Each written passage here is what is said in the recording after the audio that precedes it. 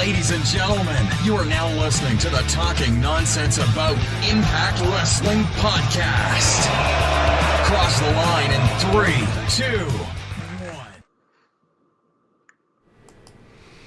What is going on, our Impact Wrestling fam? Welcome to episode 126 of the Talking Nonsense About Impact Wrestling podcast. My name is Geoff, and alongside me this week again, before he's off to GoGoPowerRankings, he is the Kazarian to my Michael Shane. It's Lucha, everybody. I gave it to you. I heard the chants. I heard the TNA chants, my friend. I saw you in the crowd starting them. So I will give you all the props. Beautiful. What's going on, everybody? You know, my voice is on a smooth 65%. I saved it for Hard to Kill. Hard to Kill, I was able to make it through, but at the TV, I had a job to do. Well, maybe it's for the best because spoiler free since '83. You know, that's the stick. So we'll keep it spoiler free, guys. But we have a lot of show in the sense of Hard to Kill was a lot of show. Lucha was there, so we get that perspective. I actually was with my cousin who hasn't watched Impact in years, so we got a cool perspective there as well. I'm just excited to talk about it, man. I think we can all agree. I was actually watching the review Impact, but they always put this really the highlight clips. Yeah, I love it. Which I think is pretty cool to sell it.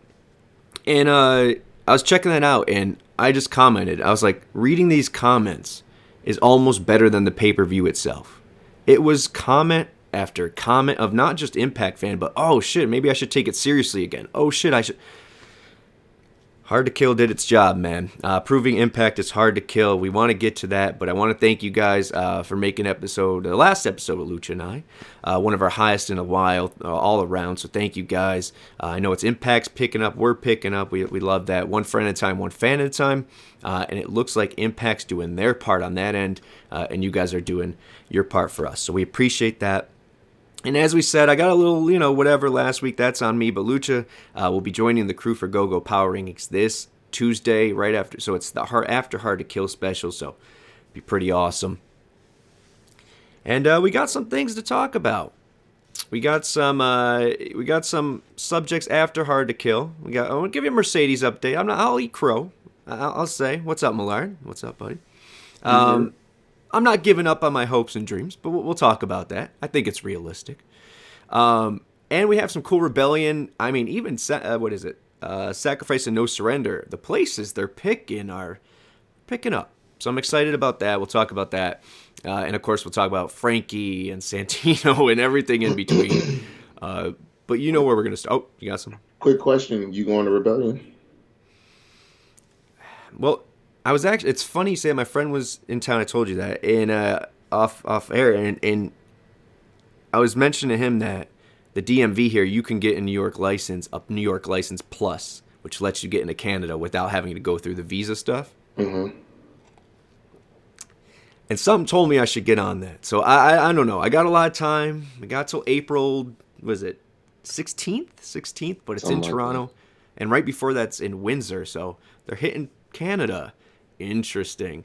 But let's talk about that. But before we do that, I want to plug, of course, Talking Bloody Nonsense every Thursday. Bloody Nonsense. Love Mr. him. Impact Craig will be back this week. But last week, Nixon was joined by DOA UK Wrestling's own Alec Burnett. And I must say, we all did pretty well in the predictions.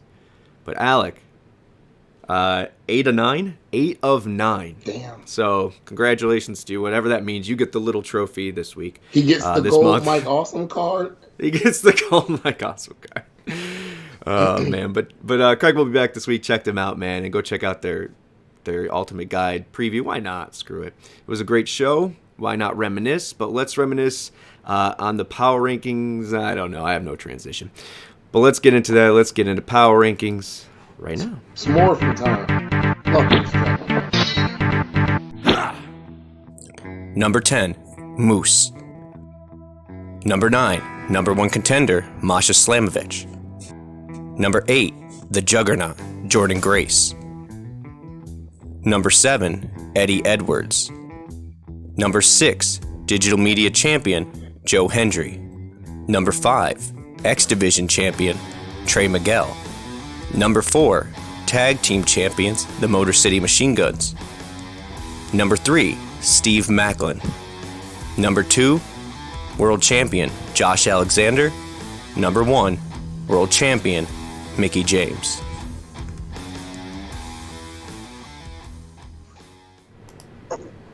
Look, first of all, I want to shout out everyone lighting up the chat. Thank you. I saw Millard in there. Io, what's up? Io, Critical Sting making an appearance. Kruger Child, hey, what's up? The list sounds a little different on the power rankings. I did say, there we go. I'll get back into saying it right.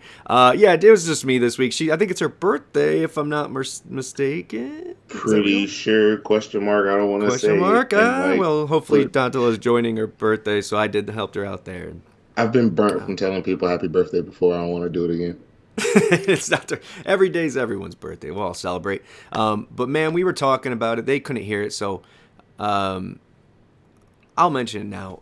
This is one of those weeks where 1 through 10, there was about 3 people you could put on there, and I wouldn't complain. 3 you could take off, and that's a pretty damn good problem to have. But what a damn 1 through 10 like that. That's a roster, man. That's a good way. That's a good top 10, you know what I'm saying, to pretty much tell you who's going to be like the faces of the company this year. Steve Macklin, man. The rise of Macklin continues. Man, I'm sitting here. I was on my way from Atlanta earlier, and I found myself watching him in WWE just to see if there was like, you know, any relation and shit, and they were kind of similar, but dude, I don't know if it's the freedom, it's the coaching. I mean, they got some good coaches in NXT, or if it's just clicking. Sometimes as you grow, you just things click. But damn, man, the rise of Macklin continues, and he beat another world champ. So we'll talk about that. He made number 3, by the way. So that's shout out to that. All right, I know it's not Impact on Access TV, but let's talk about Hard to Kill. The first thing I'm going to get out of here get out of the way, and I'll ask you your opinion as well.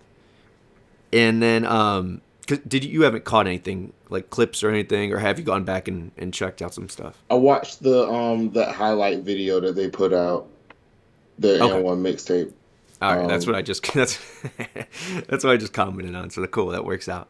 So I can ask you this: how did you feel the setup was? Did you like it? I know we have a particular kind of want when it comes to that, but well, I'm pretty sure the camera was facing the hard cam was facing the Tron. I'm pretty sure it was.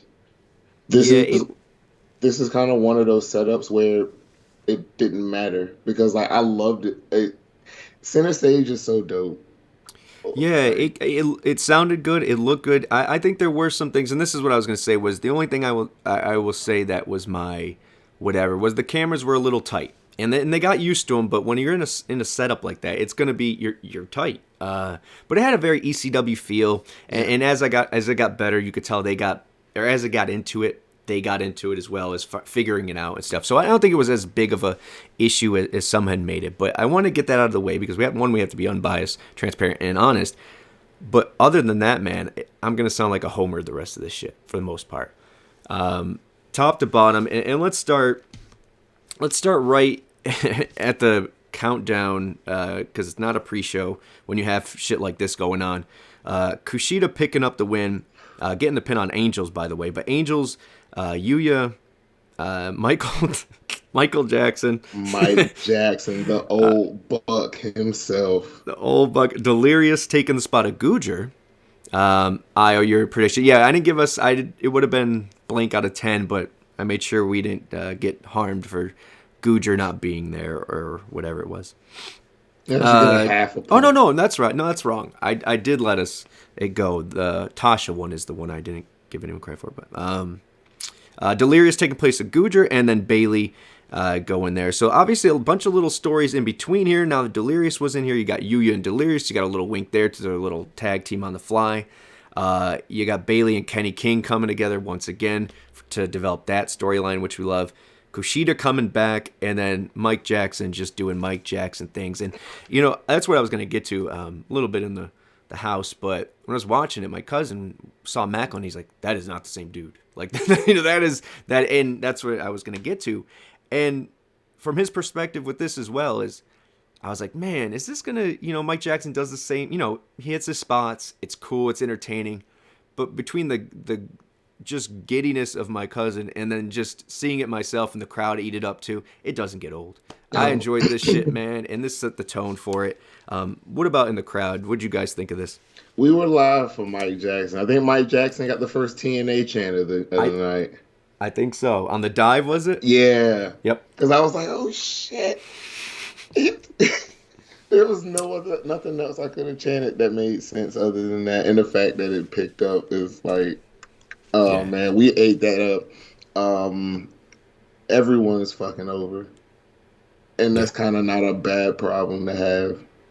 No, man, it wasn't, and it was one of those things where it really did it hurt anyone to lose. Nah. It was there to set the tone and welcome back Kushida, and I thought it did a good job there. And it continued the Kenny King and Bailey thing, which I already mentioned week after week. Anytime, and I know it's not putting this terminology on it, but for the sake of time, the mid-card feud for the X Division title, we've been missing that for quite some time. So to have these developed mid-card or upper mid-card, whatever you want to call them, feuds for a title is awesome, man. Early on, you could hear Josh Matthews in the background while they were commenting. I thought that other than that, the show was A+. Yeah, and we even heard him in the arena too, which was great. So everybody heard him. During the FBI thing, I did hear heard someone talking, but I wasn't sure what that was. So moving on, let's wrap up this one here, at least the countdown. But we have the X Division title getting moved here. So this was originally, and I kind of just mentioned it, they took Tasha and Savannah and Giselle and Jay versus the Death Dolls. They put that on a dark match, which I'm sure will get released later. I thought Sue would come out there, even the odds, and it would be a big moment to add to this. But take it off completely. You got to see that, I imagine, the match. Is that a spoiler? It's not going to go on a thing, right? We could talk about that.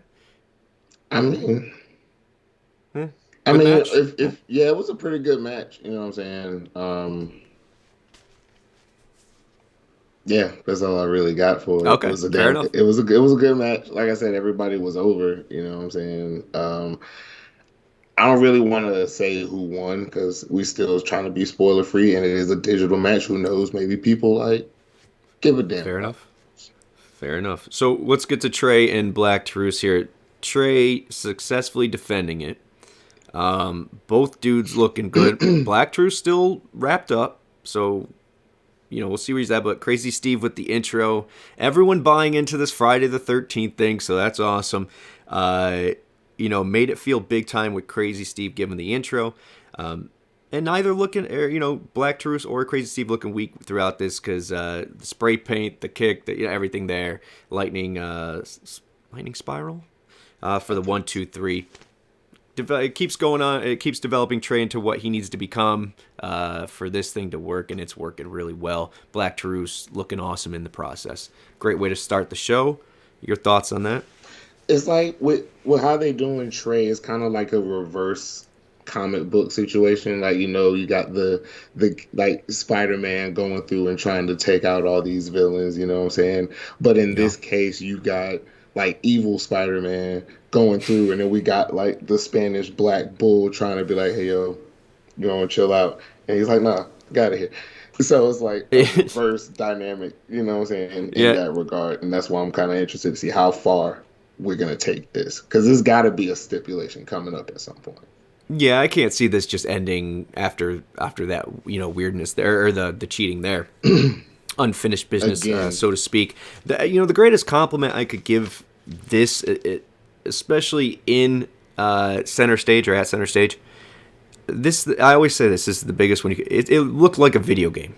The arena did, the setup did, And then on top of that, you have Black Taurus versus, a Crazy Steve on the outside and Trey. It's just like, give me this. Let me play this every morning. That kind of shit. So huge compliment for me. The visuals, the aesthetics of all this was just top notch. And there's gonna be a couple more times where I probably use that same reference, but I ate it up. I do love the I don't know if it was intentional or not, but I do love that pretty much the countdown was dedicated to the X Division. Oh yeah, the X Division showcase. Basically, kind of like the old TNA. But first we're starting. Speaking of TNA, the Don West tribute. It made sense. I don't know why it caught me by surprise. I should have known. You know what I mean? Like, should have known it was coming. But I was like, oh, the feels right away and the D-Dub stickers. You guys with the chance. I thought this was a beautiful moment.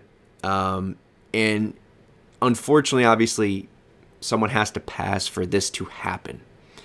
But to have every note hit on this pay-per-view, this was one of them. It set the tone for it. It felt like family, man. It felt like a home. And we'll get to that with Kazarian and stuff later. But this was the right thing to do. Loved it, and gave me the old first goosebumps of the night there, man. I thought that was touching, man. Everyone was out there, it seemed. Everyone stood for it. Don West chants. How was the energy in the arena? Just like it came. I know it had to be. You had to feel the electricity, like, in the building, because everybody in there. There's not many moments where, like, I guess people, like, everybody in the building respects a person. You know what I'm saying? So to feel all of that, it's kind of like a spirit bomb. You know what I'm saying? So this whole show was pretty much like a dedication to Don.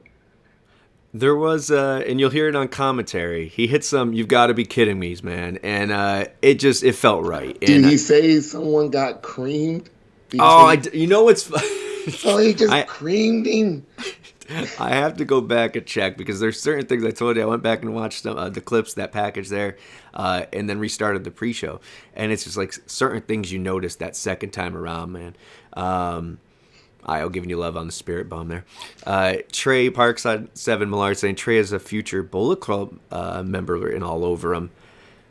Hey man, New Age Rascals being Ace Bay and him all together, that would be pretty dope. Don't need to use the Rascals gimmick, obviously, but I just think I'm just in terms of the three there, man. The future, it's pretty cool. Yeah, future's bright. Future's in great hands. I agree. And let's start, because we're starting. I always say the main event, bookend these shows, even Impact on Access TV. Let me find out you booking for Impact, Jeff. No. I'm just saying. I'm just saying that this isn't something I would have done originally. Of course, it's hard for me to get out of the traditional double main event. Boom, boom, right? But at the end of the day, this was the right call. It set the tone for this. It didn't make the championship feel any less relevant. Because I think, had it been that spot that Eddie and Gresham were, yes, it's a fun and slightly overbooked, but fun kind of, you had to do it, we all knew it was going to be this way, kind of match, right before you're anticipating, isn't she going to kind of moment, So I thought this was a perfect place, so it didn't get lost in shuffle. And it was what we expected. It was an all-out, insane match, bloody match. Josh needed this feud. I don't know how many times I can say that, because if he loses tomorrow, he is now, I think someone said it, that picture, final boss mode was, there were so many things. I got notes here. Good hands coming out. Jen/Jade, whatever you want to call her, rocking out her moments, man, and looking badass doing it. And fine. Dreamer coming out and the Woody.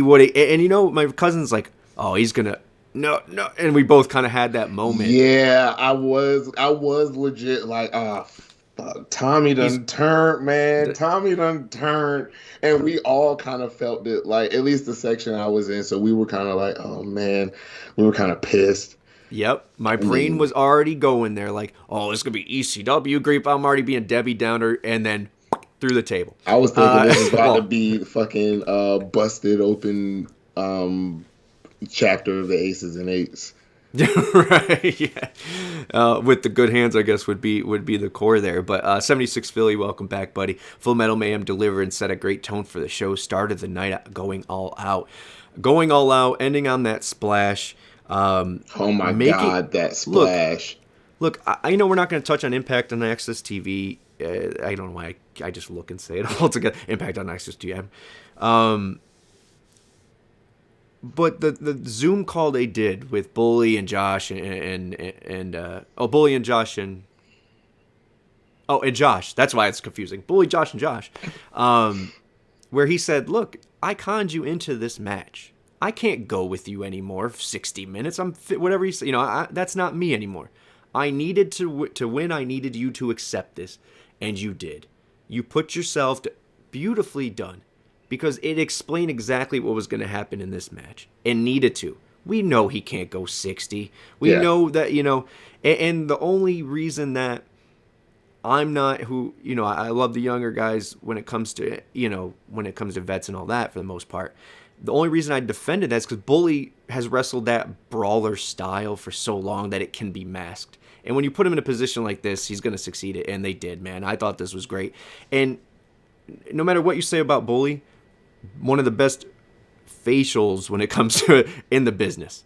From the chain, the Jabba the Hutt tongue thing he did, and the just getting hit in the balls, everything he sells means something.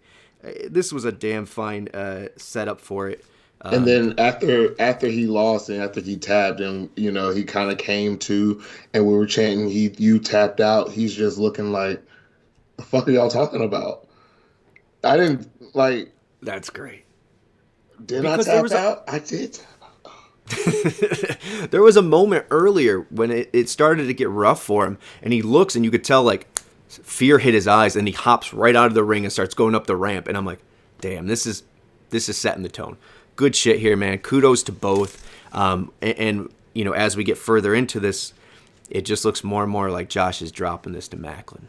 It looks like he's creating his foe for foe. Maybe I'm wrong. We'll see. Spoiler free, obviously. But next up is setting the tone for the main event. It's Mickey, and she's talking to Victoria, or we know her as Tara, or Lisa Marie, maybe. And Raven's coming in to say, to be Raven as well, and say, hey, I was here from the start, whatever. Just a nice moment, because I'm going to be real. By this point in here, I think I went back and forth. Not in my, I stood with Mickey as my choice when it came to predictions. But when it came to personal issues, at this time I'm already 36 in, man. I'm all over the place, and seeing Tara and Raven talk full circle, I was like, oh no, I've been had. But I thought this was cool, man. And we'll see more Raven and Tara later. But were they showing these to you guys? Yeah, we saw it. Okay, cool. Next up, let's get into this because, this is what we're looking forward to. We hope we get there with the Knockouts tag as well. I think there's some things branching out that we will get there. But we're getting 4 very viable tag teams here. Ethan Rhino, who were the ex-champions, unfortunately getting eliminated first by the major players, but then the major players getting eliminated by Bullet Club, and then Bullet Club eliminated by Motor City Machine Guns.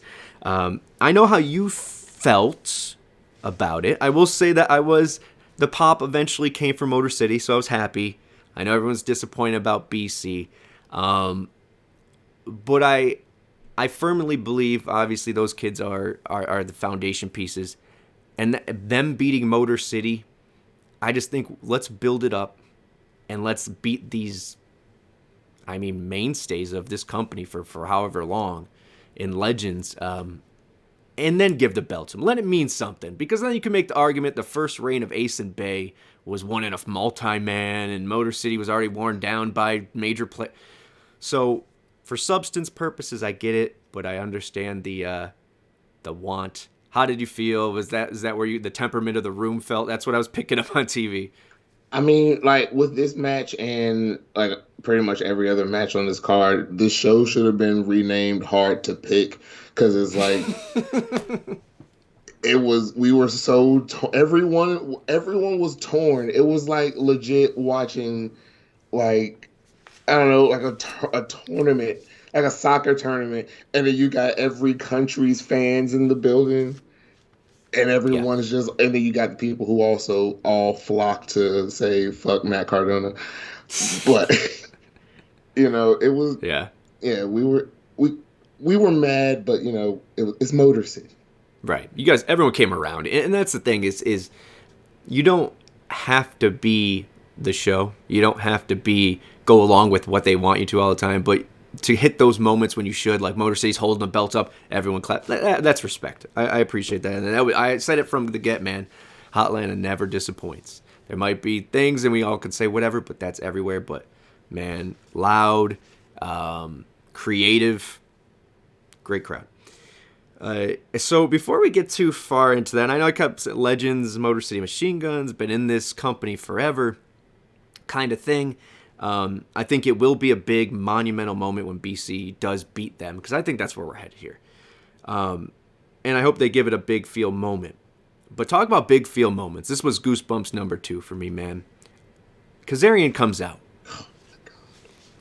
And I'm like, oh, Yeah. Okay, cool. Yeah, all right, cool, man. He's back after getting beat up by Macklin. Maybe it's something to do with that. He's just here for a little thing. And I watched that speech, I'm telling you, at least 4 times. Once including right before I came on air. And talk about a moment. Look, I understand. No, fuck all that. Look, it was a moment. Yeah. It was the welcome home, how he delivered it, the way he looked, the way it felt. It felt genuine. It didn't feel like, oh, I'm back with Impact because I have no... He chose to come back. And damn, man, look, I always said this, shout out to Io for this, man, talking about, Kaz for champion and stuff, and being a day oneer, it was hard to get there for me, because the valleys, peaks and valleys of Kaz leaving, coming, and then kind of being stuck in where he was, and maybe not giving his due, but I'm not going to lie, man, for him to come back and to make that statement and to have that history, just like Bully, to have that TNA original mark on him, though, as well, I wouldn't mind. I don't know if he wins it. I'm sure it's inevitable, right, that he gets a sniff of that world title. Maybe not. But damn, he said I'm ready for Kaz to be world champion, #2024. Okay with that. That's fair. That's fair, right? I think we have some people before. Well, I mean, yeah. I mean, because if you're gonna hold the belt for like a while, you better have there better be like a plan. You know what I'm saying? Mm-hmm. If you're gonna hold the belt for a grip, so like when whoever wins the belt, they don't necessarily need to hold it for ever. You know what I'm saying? Like they could win it in March and lose it in April. I wouldn't really give 2 fucks. Sometimes also the win is the story. So, and I think there's a few people that just need the win to elevate their story. So we'll see. But I think it'll be really interesting. And for a place where we were quite a bit ago, once again, the World Championship always felt it main evented. But did it main event here with everybody? Probably not. Great matches. Great shit, from Josh bell to bell and whoever his opponent was. But as far as meat on that, this was obviously that first big one. But to the point where hey, will Macklin get it before, Kazarian gets a chance? Is Bully sticking around, which we'll talk about that as well? Is Gresham going to be elevated? There's Eddie's already saying he's going to win it in 2023. We got some names.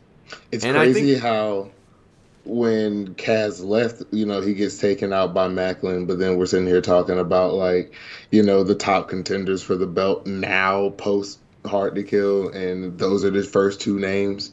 Yeah. So we still got some unfinished business there, and it's just beautiful how they left that little nugget in there. It's almost like they said, "Hey, man, we know you'll come back. We're gonna set you up. We didn't know you would come back." Oh. I don't know, man. And that's the thing. Like I was saying it, and this is no disrespect. Once again, pro wrestling, no whatever on anyone. But that makes the 4th AEW talent to leave for Impact. Now, yes, the opportunity is larger, but you're also telling these people, if you believe that the other stuff about Impact, that they're not making as much. They're not getting as many dates. All these different things that you say in the negative Impact, these people are still choosing to go to Impact instead of that cush there. So say what you will. But, man, I think this marks a really good moment. Everyone was on board with it. The internet lit up. Good moment. Great moment. A legit, like, holy shit. And not one move, went down. Like, just... Yeah. It went from why are you here to oh shit. Yeah, I know. When he said last time I was here, I won the X Division title, and some people cheered. I was like, liars. I know you're lying, but it eventually worked out to where that everyone was. I think that's another thing I'm happy about, is that even though the love for Frankie, continues to grow. I still love him, by the way. It just wasn't always one of my AJ's my dude. Come on, there's some key players, right? But he's obviously in the thick of things. But the way he came in and people were, and then he lost and left and then for him to come back as a TNA original and choose to cross the line, choose to stay, it kind of, just like Eric Young coming back after he left for the E, winning the World Championship and making sure he did right business here before he left again. I think this was that. And I'm happy he gets that second chance. And we kind of thought, like, when Frankie came out, that Daniels was going to come out too, because it was crazy how Kaz came out after the Machine Guns won. And right. To my knowledge, have we had Bad Influence versus the Machine Guns before? No. If I had to make a guess, I would say no, because I maybe think right when Ring of Honor. Yes, then it would have been Bad Intentions. No, they're Bad Influence, and then not an Impact. Yeah, because the Addiction, Critical Sting 17, Clutch. Because they were in that bromance. That level, I think, when Influence came together. Bad Influence was like with the bromance. I'm trying to think who else was a tag team around that time. I can't really think, to be honest. Hernandez and Matt Morgan, maybe. No, that's a little. It's after that. In like 11. I don't know. They were maybe it was Slayer Lynch. Yeah. Oh yeah. Huh. So they came together around like 11. We'll see. Someone help us out. Yeah. Because us two ain't gonna come together on this. A little much treehouse in the building. But speaking of something, we're gonna LOL TNA at. Let's get to the match first. We get here because of Dancing Moose, but we have the DMT, as they call it, or the DMC, as I like to call it, Digital Media Championship. Moose, they call it the DMT. Moose defeating Hendry at first with a low blow and a spear. And we made a lot of guesses. I put out a lot of hashtags just to see. I couldn't even get to the last one, and that was the answer, by the way. Shout out to Io for putting the cross the line thing for this, because at first, and I always say this, guys, I will eat crow if I have to. And this is one of those instances. I was not excited about Santino. I literally, when I was watching it even, and maybe it was what I put in my head, it felt like it kind of sucked the air out of the room. Now, going back unbiasedly, when being able to focus and look, I thought most of it was pretty damn funny. And that I thought it came off pretty well. I will admit, self-admittedly, I was not a fan of the E when he was, his prime there. You see the clips, you see the all that stuff. You have a chuckle, but not my top choice. I knew they did the copyright thing. We talked about that. The trademark, they got it for him. I didn't know if this was the place or he was going to come out doing something else. But here he gets the DOA spot. The only wonky thing I will say, Gail Kim saying, "Oh, they have the perfect choice." It's not me. They have the perfect choice. Why Santino Marella, who's never been an Impact, is the perfect choice is beyond me. But besides for that, I will have to admit, every comment and even your guys' crowd reaction, going back and watching again, was positive. This hit with so many people that were in that era of WWE fan base that was talking about this. Well, my favorite comedic character. Oh, this is going to be good. To be honest with you, I was blown away by the response. So I am going, and I said this on Twitter as well, I'm going to give this a chance. Not only because I want it to succeed and everyone's saying to, but when I went back and watched it self-admittedly, I enjoyed it.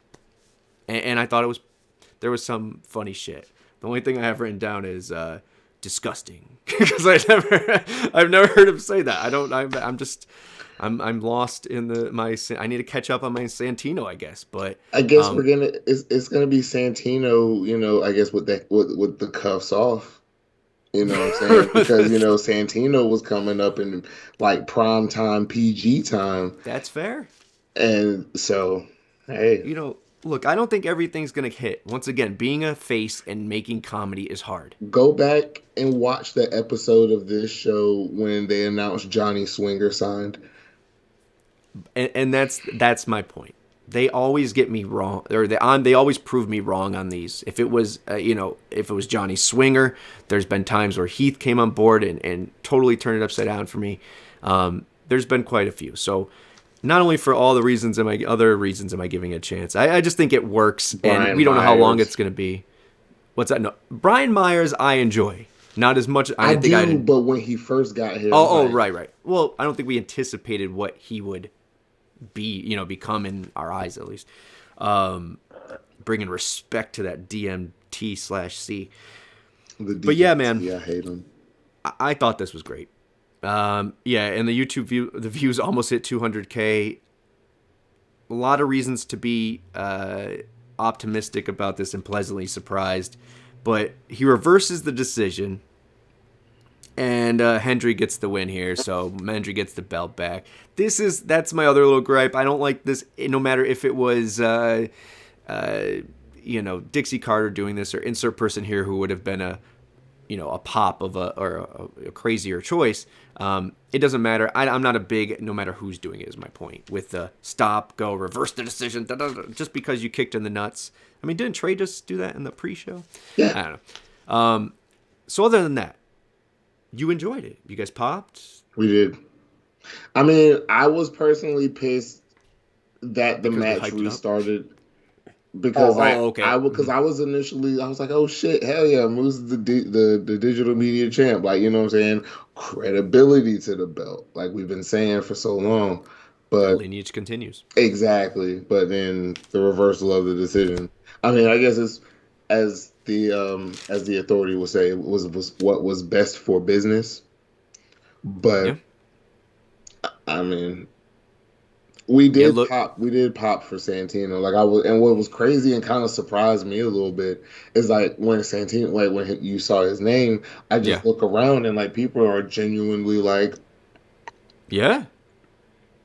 And and that's, once again, maybe it's that cynicism that peaks its ugly head, but it's also my lack of knowledge on that. This dude is so over. Parkside Santino has a lot of fans. 76 Philly saying it's up to 262,000 views on YouTube already.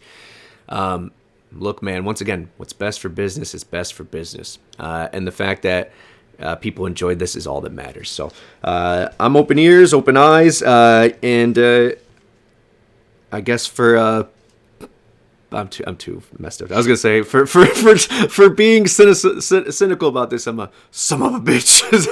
son of a bitch. Oh, that's good shit. But one good promo or another. Kenny King's next up. He's declaring victory. Did you get to see this? Kenny King. The bare knuckle. No, the bare knuckle. The fight, the pit fight, whatever thing. I don't recall.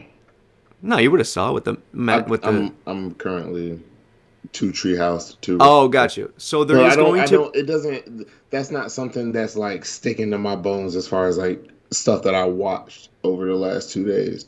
Okay, So- well, you would have noticed that the pit fights where they take the ropes off and they do all that and they fight or whatever. Oh shit! I heard the question wrong. I thought you were talking about like a promo or something for Hardy. Oh, yes, he did a promo. I'm bunching him, and you know I do shit. Yeah, but no, I saw the pit. Hey, hey, if anyone watching this right now has questioning whether or not they should or shouldn't watch Impact this week Oh. for the pit fight alone, take my advice. Watch it live. Trust me. Trust me. Trust Right. me. Look into my high ass eye. This is Jake the Snake's second WWF theme. Trust me. Banger. But yeah, man, Kenny is Millard's there. Kenny's always always fire, and I'm glad this match is because I'm one of those people that I told you I question these kind of gimmicky things.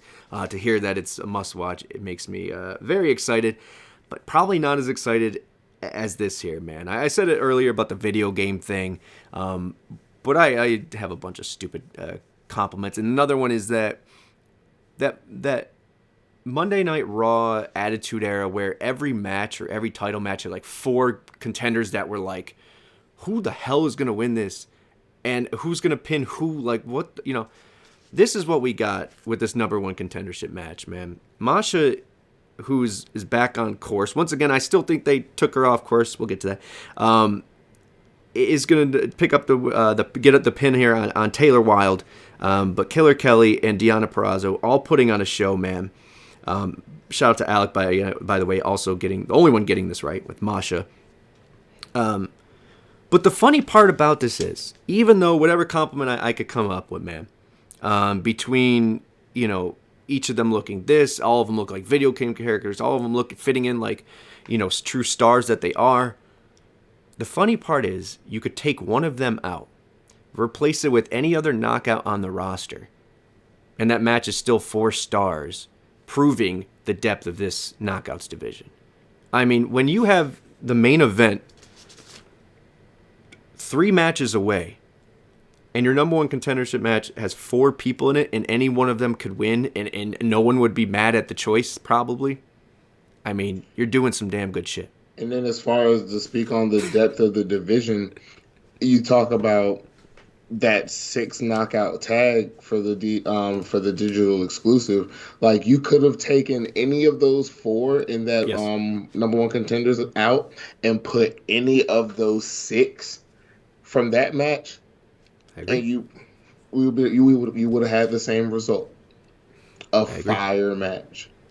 Yeah, man. They look like stars, they walk like stars, and they perform like stars. This is another one of my cousins. Like, the depth of this is just like like blew his mind. And this was not a throwaway. None of these were throwaway matches. No, let me get that out the way. There's no such thing as a There's no such thing. But this is if there's a throwaway match, this is the complete opposite. This was one of those matches that had me on the edge of my seat. Gave no shits if I was right or wrong. I was wrong. But good to see Masha. I don't know. We'll talk about that, but good to see Masha at least being in the thick of things still. Almost as much as Masha getting the pop, like her theme song kind of popped us too. We're like, oh shit, Masha got new music. Oh, shout out to Josh, by the way. That little intro for Josh now kind of like hypes him up more. Like there was like the dum dum, yeah. Yeah, I was like, oh shit, new music. Dramatic shit, man. Let's keep this train rolling because next up is something that's off the rails completely. It Falls Count Anywhere. Oh my god. We kind of thought this was going to be a Macklin Sammy kind of thing all over the place, take up multiple segments. It didn't take up multiple segments, but it did go everywhere. And it went to the street. You had Raven on commentary, which is like Taz in his prime in TNA. Like, just saying the most random shit. By the way, if you want to know what I'm talking about, there's a match with the Pope, D'Angelo De Niro, in a Falls Count Anywhere, but Suicide, Taz's first commentary gig. Off the rails. Go watch it on the Impact Plus app. Yep. Anywho, Raven's killing it. Falls Count Anywhere is legit, and I mean, Rich is gonna do Rich things. It's crazy shit. And Macklin, man, the rise of Macklin continues. Lucha, how did this play out there, being it was back there in front, coming through the crowd? Was it as enticing as it was maybe to the viewer on TV? Yeah, because they played all the other stuff on the TV, on the monitor. So, we were all watching it. Oh, right. And, at first we were kind of feeling like it would have been like a full, at least for myself personally, I felt like it would have been like a full cinematic type deal. You know how Impact loves to do that sometimes. Yeah. So I was kind of slightly upset about that. But then once I heard Macklin say like, "Yo, let's go to the people," something like that, I'm like, oh shit. And then it kind of became, and then they took it off the screen, and everyone's like, "Where are they coming from? Where are they coming from? I think they're coming from over there. I think they're coming from over there." And they just burst through it. It's beautiful. As we're catching up with there, I was saying not sold on him being the next guy. I mean, I don't think he's going to win the title tomorrow, Macklin. But this is another world champion showing he can hang. His style is going to be different. He's going to be a brawler. He's not going to pick up, 450s tomorrow. That's not who he is. So he's not going to, I don't know, because bell to bell, he's still entertaining. It's just not going to be those moves that get those quick, whatever. So pairing him with the riches of the world, and eventually Josh's, I think will just continue to elevate this dude. I feel like the dynamic for Josh versus Macklin, if that does happen, we're going to have a face Macklin versus the heel Josh. Ooh. I think for me personally, I feel like that's a more interesting story to tell. Especially if we go the route we hope. Captain America versus Team Canada. Exactly. And then it's like the resume that he's building up and his reasoning behind why he's kicking so much ass is becoming more and more and more and more understandable. Yeah. And so it's like to the point where you damn right. It would be cool. I made this comparison once, and I'm not going to say, obviously, he's reaching. I know I reach, but he's not going to... I don't know if he'll reach it. I understand stunt his growth. Your comparisons. Not necessarily the level, but like the idea behind. Yeah, he's the ringmaster before Stone Cold. And when he reaches that world championship level, if it's winning it as a face, it doesn't mean we're going to get another Josh repeat. Josh was the fighting champion, the hard worker, the guy who did whatever, until now where he's more aggressive and turning a little bit. If Josh is the heel in this situation and there's a group that Macklin is one against all for one, Macklin kind of a back against the wall anti-hero, that's different shit. And I kind of hope that's what we get. Yeah. Because that will cover those things that you might be unsure about, as far as him being the next guy, because he's facing these massive opponents who are the I'll use this reference again, those bosses you want him to beat, to take down, one after other. So love it, man. We'll see where it goes, but respect the rich for being rich. Yeah, for sure. And he could lose 17 times in a row, and it doesn't matter to me. I'm still excited to see him. He still has the same credibility. Next up is something that surprised me. Once again, perfect match to go right before the Knockouts World Championship match, because we all have an investment in this match, but it was something it's for the fans, man. There's story behind it, but we know we're getting to PC, which we did. We got to PCO. Eddie fighting his past. We all thought Gresham. Eddie getting it here, man. Thank you, Io, by the way. But what a friggin' match. Didn't do anything didn't do anything for Gresham as far as hindering what he's going to do. Interesting, both him and Jordan picked up losses in the night. It means they're equals. Hey, maybe they could help each other out. But, I think that's the only reason I say that, no one's against spoiler free, I don't want to know anything, but if a couple, I always don't like couples to work together, but if they come together because each took a loss, that means they equally need each other. I dig that kind of shit. Because that means they're both on the same page as far as trajectory. But Eddie versus Gresham, the only thing I have here, man, and take from this what you will. Here's another comparison showing my age, but this felt Dean versus Benoit. Yes. This felt Malenko versus Benoit. Dude, WCW fanboy and me, my cousin being a little older and being a fanboy as well, we just sat back and just watched this. I two masters of the craft, two artists painting a freaking masterpiece. I enjoyed that shit so much. And the surprise of Eddie winning was another, oh, okay, cool. I see ATL Ho in there. Yeah. Critical Sting here. But yeah, I'll let you tell your point of view and how that shit played there in person. Eddie winning, and then PCO coming out, man, which was a nice touch there. First off, ATL Ho, like that, for that to have been a chant for that, like we wanted to taunt Eddie. We would let him know that, you know, this is John's home, you know what I'm saying? Right. You know, he's the Falcons, y'all are the Patriots. And I mean, I don't want to say that John Gresham blew a 28-3 lead, but I mean, I like that reference because that's what it felt like. He was yeah. It kind of felt like it. Yeah.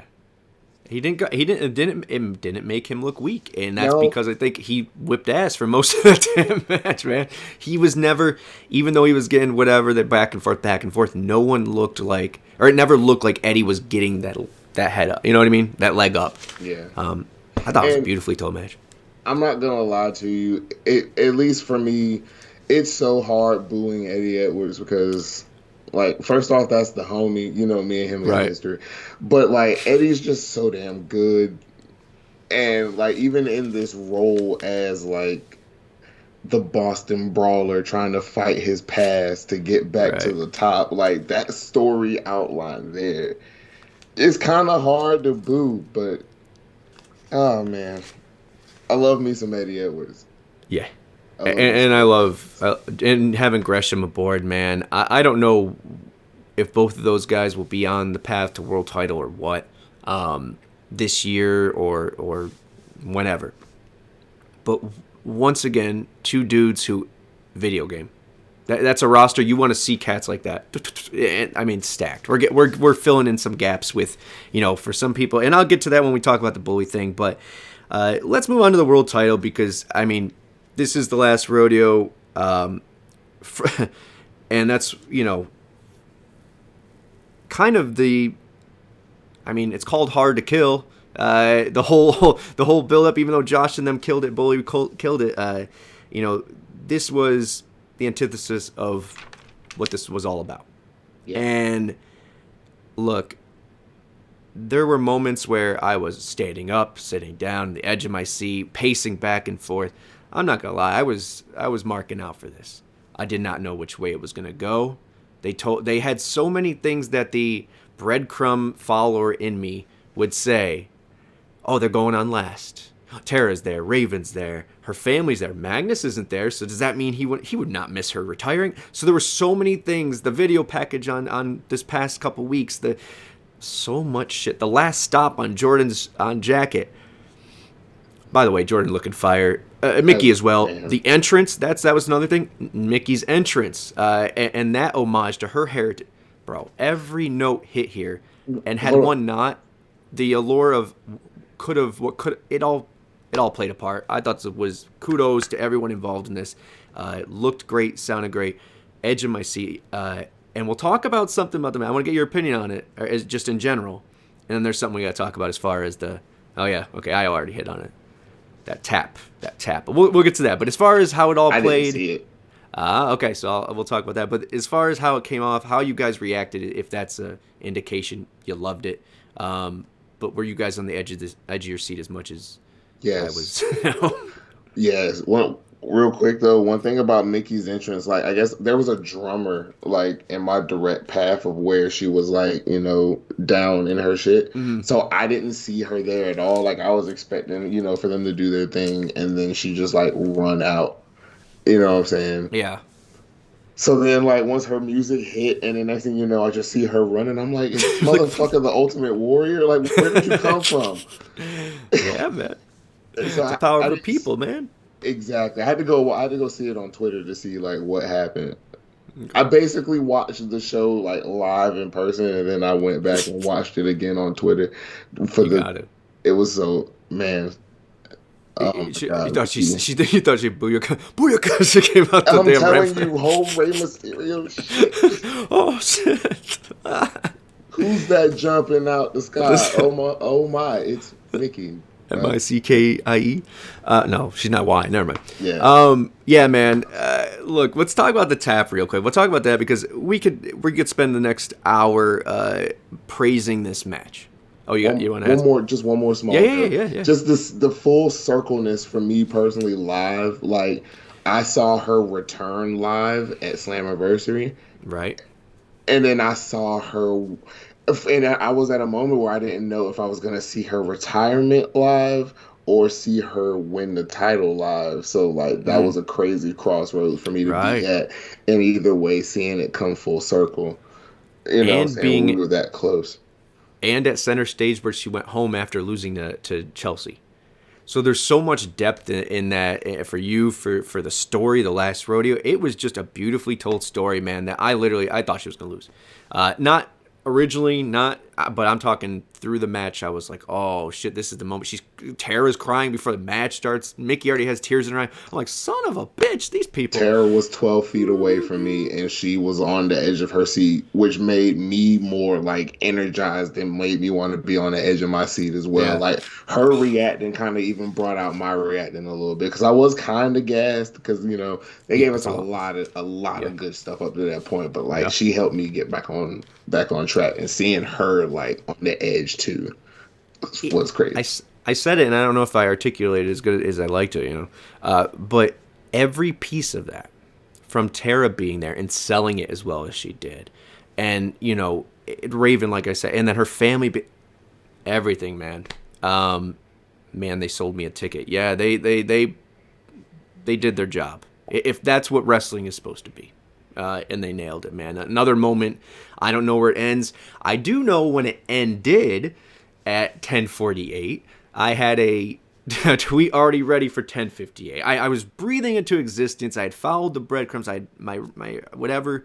When Mercedes did not come. There was a scare. I told you off air. Mike said, he's like, well, where is it? And I was like, oh, shit. Because as soon as I heard, I was going to say Gresham. What's his name in Impact? Hannafan. Sign out. I was like, okay, it's over, whatever. And said bye to my cousin, whatever. And I thought something happened. It did not. No Mercedes.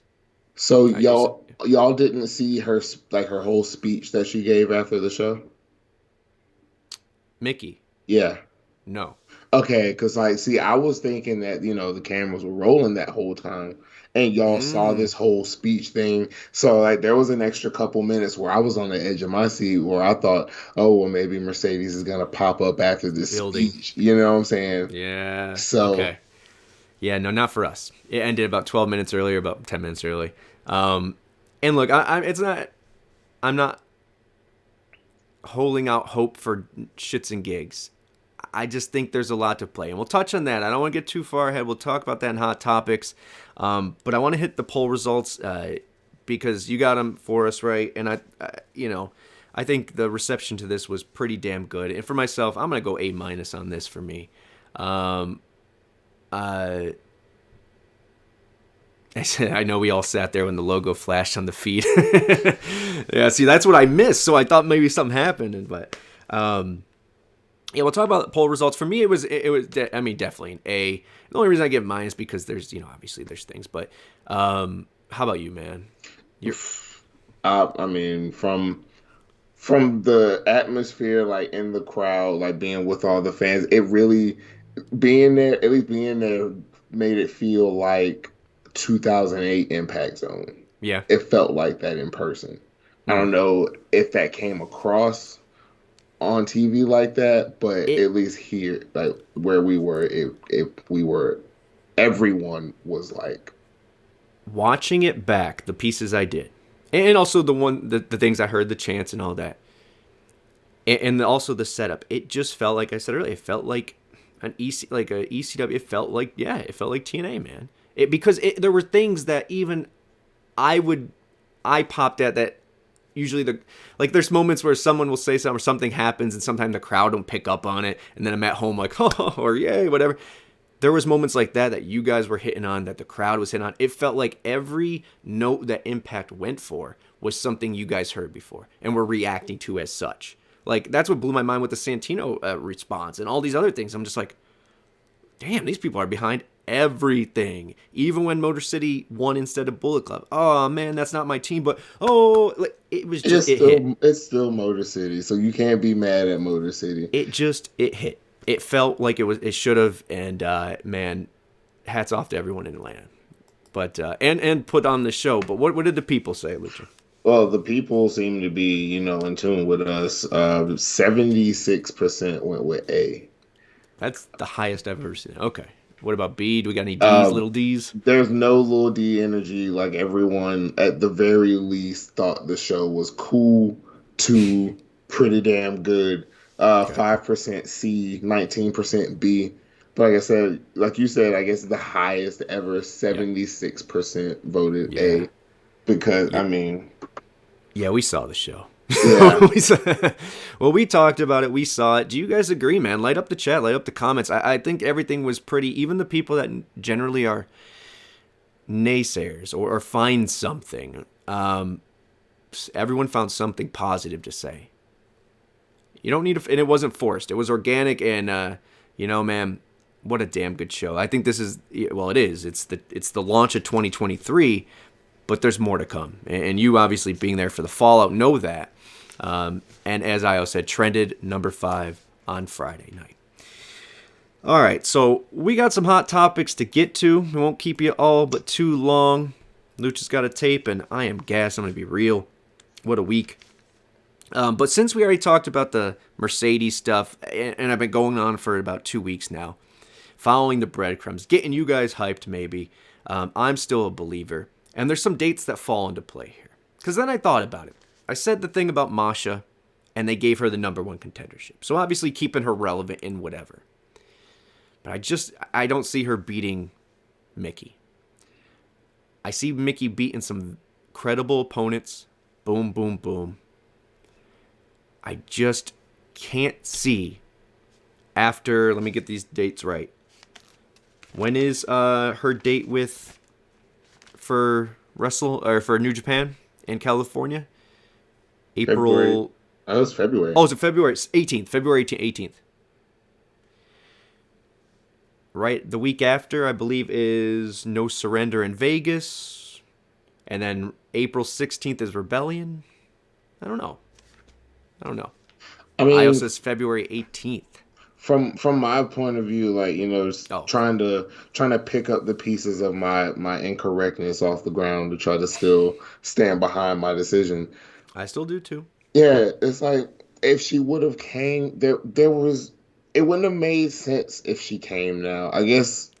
And it's crazy how both Impact and AEW fans got with the Mercedes is coming. She said it's a world tour, blah, blah, blah. Like, still believe it is.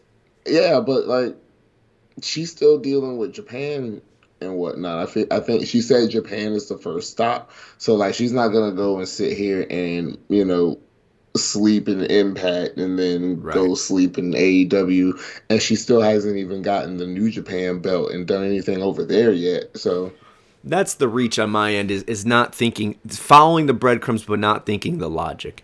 If Mickey lost, why would she come? If Mickey won, which she did, would it take away from Mickey's moment? Maybe not. Maybe so. Probably not. But once again, as you said, that's the most important part. That's the key. Why would she be the first challenger to Mickey? And why would she be the one to retire Mickey? No, see, that's... Unless you think that's still a thing. I still think that's the carrot. Because at the end of the day, and I just think that this is about legacy for her. I think she does have the match on the 18th in California. No Surrender is the 24th in Vegas, right? Am I getting that right? So pretty damn close. Who knows? Maybe I'm wrong. Probably am. But there's too much when you're looking at it to not say, why wouldn't she, who's trying to build her legacy, want to face Jordan Grace, Deonna Purrazzo, insert person here, / win the Knockouts title, / be dangled the carrot of retiring Mickie James. And part of me says, with how much Mickey respects TNA and what the opportunity they gave her and all that stuff, I just feel like she's about good business. And for Impact to still push Masha to the side just a little bit, she was obviously going to be the next big thing. To move course on that just a little bit, it had to be to do good business. And the only thing I could think bigger than crowning Masha and making her the next person is giving it to Mickey, let her have that moment, and then dangle that carrot and do good business by Mercedes. I don't know. Once again, could be whatever. But I just can't see someone. And the dates, once again, I know nothing. And same in this. I'm not saying that's the case. But you have to look at the landscape and just say, if you were her, and you could choose anything you want to do. You mentioned your world tour. You're doing New Japan first. By the way, interesting that things are getting out about her not doing good business right after she didn't debut on Dynamite, kind of thing was interesting. But I just can't see from a women's wrestling perspective why that wouldn't entice someone to even sit down at the table and say, oh, you'll give me the Knockouts title and I get to retire Mickie James? It's a big damn moment. So, hope to be had. But I want to get to something about someone actually sticking around that we know that's going to stick around. Bully's saying he's going to be around for a while longer in Impact Wrestling. I know where you want this to go, and I think that you're probably right with Scott D'Amore versus Bully at some point. But I want to take I want to take a step back and look at something else for anyone who might be watching this for the first time or new to Impact or whatever, or have a preconceived notion of what Impact is, of turnover and all that. We've counted out for the 2 years plus, there's been about 78% that always rock with us, right? About 22 that turnover there.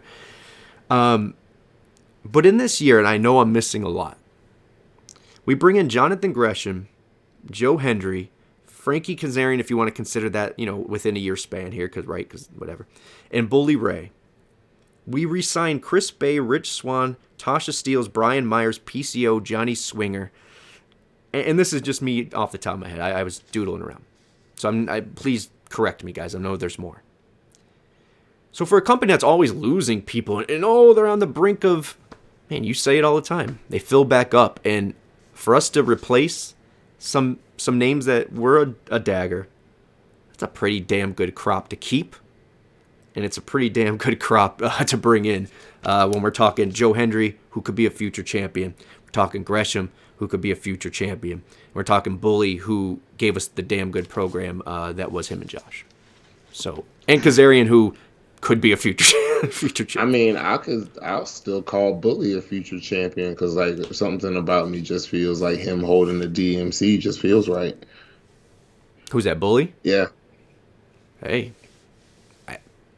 The lineage wouldn't be hurting. Another former world champion to have held that belt.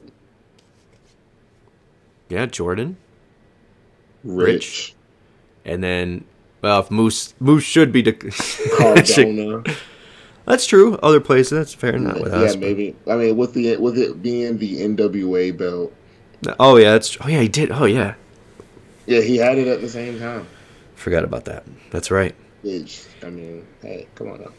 Yeah, but it's a good sign. It's a good sign. I'm seeing you guys light it up in there. Maybe Camille and Impact this year. Mm. Hey, keep adding them. Maybe that match between Bully and Scott finally get us aces and eights against Team Canada. Now we're talking booking here. Lockdown. Fantasy booking. Yeah. Oh man, that's kind of where I want to end this. Actually, we have a bit till April, says Captain Obvious, right? But it's in Toronto. We can't just turn a blind eye to that. We can't turn a blind eye to the tapings before that's also in Windsor, right? If I'm not mistaken, Sacrifices in Windsor in the Fallout. So we're getting a lot of Canada play here for the months of March and April.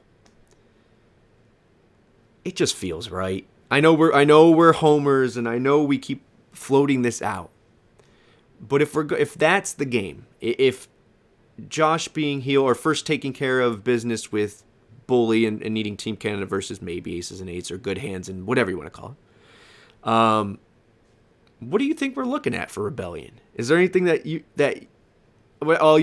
maybe that's not fair to you but there's pay-per-views before or shows before, so maybe what you saw didn't change. I don't really have a good grip on, Rebellion, but I did just have I don't know if you saw me almost explode, but I did have a thought trying to put together Aces and Eights. Here we go. Okay. Bully Ray, the Good Hands, Frankie. I mean, that makes sense. And you know what? The first thing that came to mind was when Bully mentioned last time, he's like, Frankie and me were friends. We used to listen to music on the back of the bus. We listened to, rock music. I was like, so that's what clicked first. Not saying that's bigger picture. That's what was the plan all along. But, I mean, that's a damn cool 2 vets and 2, up-and-comers group right there. Do we get a Toronto Screwjob with Josh and Macklin? Team Canada reforms at Sacrifice or Rebellion book it. Yeah, maybe they reform at Sacrifice and then, have a 4-on-4 at Rebellion. I think Rebellion, we don't know where it's going to be held, right? In Toronto. Toronto, I'm assuming the Rebel. If it is the Rebel, I don't know if that's a place to have a. I mean that look is where you would. I don't know if that's where you save a Mercedes debut. In a club, yeah, it's a pretty damn cool look. Not saying that's what the Rebel Complex is. What we're all saying, but just the look of that. In the places they're choosing to go, it's going to be a good year, man. They're looking aesthetically as well. They're looking at the full picture of what the show's going to look like, and they've been hitting that rebrand for quite a bit. So we're still on the cusp of that. If you actually go to the website, you can see the roster page is different. It's black with some red hint compared to red with the black. Check that out. We'll see what they do going into this year, going into Rebellion. We got a lot of way ahead. But what are you guys looking forward to? Let us know. Is there something that you want to see at the top of Rebellion? That will be our cliffhanger, I guess, so to speak, just to see some ideas you have, because we're stacking the roster page. I feel like there's going to be some more coming in kind of things. So we can't really, it's going to be hard to put a thumb on it, but, I don't know. Now when do we get... I can't see. My eyes are horrible. Critical Sting, what are you saying, bud? Now, when do we get... you're getting old. Right. Yeah. Well, guys, let us know what you think, what you thought about the show. We're going to start wrapping this up, plugging our stuff, saying thank you. It's a Mexican flag emoji. Oh, I can't see emoji. Okay, when did we get... Is that... Oh, go to Mexico? Damn. That's tempting. That'd be cool if they could run Arena Mexico. That is tempting. Once again, visuals. Arena Mexico has a beautiful look to it. A video game, a TNA video game look to it. But man, the fact that they're moving around is a good sign. UK would be phenomenal. It looks like I heard they're going to announce something there. Someone had dropped something about that. And then Ray Walt dropped the Chicago as well. So we're gonna go to Chicago this year as well. Some really different crowds, some bigger venues. Taking that next step. See where it goes. Here. No. Come here. There you go, Carolina. Yeah, come right here. Right there. Before we go, obviously there's the matches to plug for this week that we got going on. Lucha, is there some that you could say before I have to wait for the Tron to go by? I know obviously we have the pit fight to look forward to. Well, I'm not sure because I think this is the next 2 weeks. I'm not sure what got done for when, other than the pit fight. Let me see if maybe they put something on the old Twitter machine, as future DMC champion Bully Ray will say. Yeah, I know they put out a couple. They're on the Tron, but I'm patiently trying to wait. But if you get to it, awesome. In the meantime, of course, guys, check out Lucha this Deanna Tuesday. GoGo versus Ashley Ambrosio. Yeah. I think that's it. That's all they announced? Yeah, that's all I've seen. The only other ones that have been announced is like what's happening like at the. Oh, Taylor Wilde versus Killer Kelly. That's happening, and that happened. I don't know what's happening which week. No, I announced it for this week. Has that been announced this week? Yeah, Only like thing I saved the graphics from it. They're coming around now. I'm trying to stall, but they're coming around. John Gresham has crossed the line though. And Frankie Kazarian. Is the Santino one in here? No, I got to get it. Io made that, so I have to scoop it and put it on there. Yeah, so we'll get to the matches in just a moment. But before that, Lucha goes back. He's going to GoGoPowerRankings this Tuesday with Bert and Datala. Wish her a happy birthday if it's her happy birthday. But enjoyed that. Check him out. Hard to Kill special. And then, of course, Mr. Impact Craig coming back with Buddy Nixon there. Our Buddy Nixon. I was looking at Bully saying, I'm tired. With Nixon there this Thursday, 4 p.m. Eastern, 9 p.m. BST. So far, just Bailey and Kenny announced. No, I thought they're... maybe I just saved the matches that they... I don't know. Either way, guys, thank you for rocking and lighting up that chat as always. I'll be back rocking solo. Lucha will be back not only on GoGoPowerRankings, we'll be back here for the episode after. Is No Surrender first? Is that our next? Yeah, I think there's No Surrender. No Surrender, then Sacrifice. Okay. We'll figure something out sooner than that. Because I feel like No Surrender is pretty late into February, right? I think so. 24th, maybe? Let's check that out. Either way, guys, thank you for rocking with us. Thank you for getting our subscribe, I don't know, subscriptions, all that shit up. I appreciate it. One friend at a time, one fan at a time. Run the numbers up. Numbers up, and you guys are doing it. I appreciate it. 107 on Twitch, 144 and 33, and then 354. So on our path to 400 here on the TNAIW channel, and then our path to 4,000 on Twitter. Thank you, thank you, thank you. We love you guys. Let us know what you thought about Hard to Kill. Do you agree? Loyal Hiveling coming at the last moment. What's up? Welcome back. 4,000. Fortune 4. We thank you. I'll see you guys next week right here on Twitch twitch.tv/TNAIW channel. Be a good time. Lucha, you want to send them off? You guys know the script. Shout out Diamond Villains. Shout out Impact Wrestling. Too sweet for the homies. We'll see y'all next time. Bye, everybody. Goodbye.